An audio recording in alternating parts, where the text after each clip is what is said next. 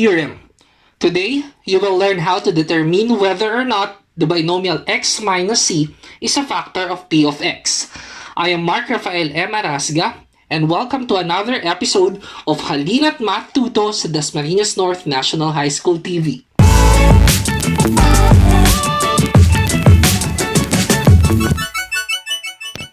But first, we must recall the concept of remainder theorem. Find the remainder when p of x equals x cubed minus x squared minus 4x plus 4 is divided by x minus 2. We can get the remainder using synthetic division, but with the use of remainder theorem, we can easily get the remainder by just evaluating our dividend. And first, we must get the value of x in the divisor x minus 2. So equate it to 0. Using addition property of equality, we will get x equals 2. And now, we will substitute x equals 2 to our dividend x cubed minus x squared minus 4x plus 4. Just replace x by 2. So p of 2 equals 2 cubed minus 2 squared minus 4 times 2 plus 4. You can use your calculator and input these numbers to get the answer easily. But by simplifying it, we will get p of 2 equals 8 minus 4 minus 8 plus 4.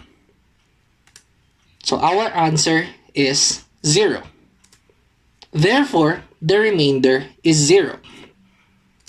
And now, for the factor theorem, 0 remainder indicates that the binomial x minus c or the divisor x minus c is a factor of p of x or the dividend p of x.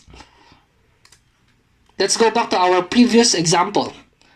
Since the remainder is 0, we can say that x minus 2 is a factor of p of x equals x cubed minus x squared minus 4x plus 4.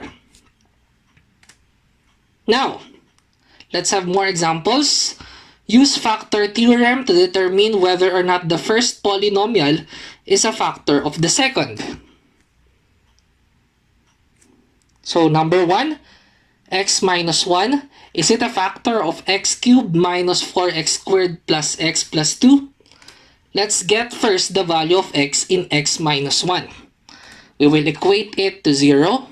Using addition property of equality, we will have x equals 1. Then substitute it or replace all x by 1 in x cubed minus 4x squared plus x plus 2. So we will have 1 cubed minus 4 times 1 squared plus 1 plus 2. By simplifying it, we will get 1 minus 4 plus 1 plus 2. And then our final answer is 0.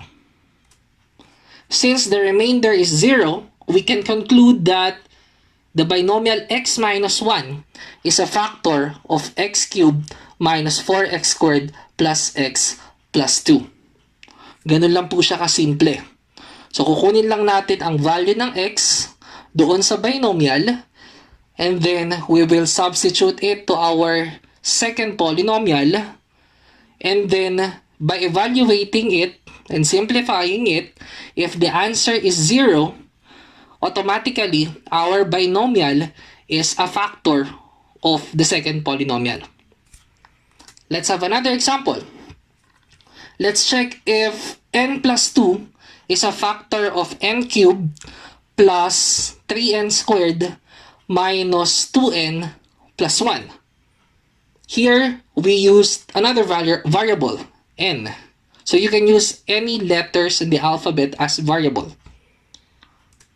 So, we will equate n plus 2 to 0.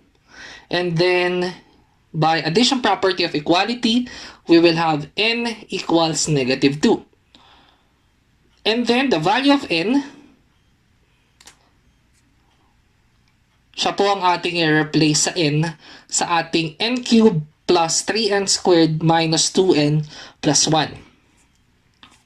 Papalitan lang natin lahat ng n ng negative 2. We will have negative 2 quantity cubed plus 3 times negative 2 quantity squared minus 2 times negative 2 plus 1. You can type it in your calculator and you will get the answer easily. But by simplifying it, we have negative 8 plus 12 plus 4 plus 1. And then our final answer is 9. Since the remainder is not 0, we can conclude that the binomial n plus 2 is not a factor of n cubed plus 3n squared minus 2n plus 1. Ganun lang po siya kasimple. So you will get first the value of the variable in the first polynomial or in the divisor, and then after that, papalitan ninyo lahat ng variables sa second polynomial sa dividend ng value ng variable. And then by simplifying it, and if you will get 0 as the final answer, ibig sabihin factor po yung naunang polynomial or naunang binomial. Pero kapag hindi po 0 ang naging final answer, hindi po siya factor nung polynomial. And that's it.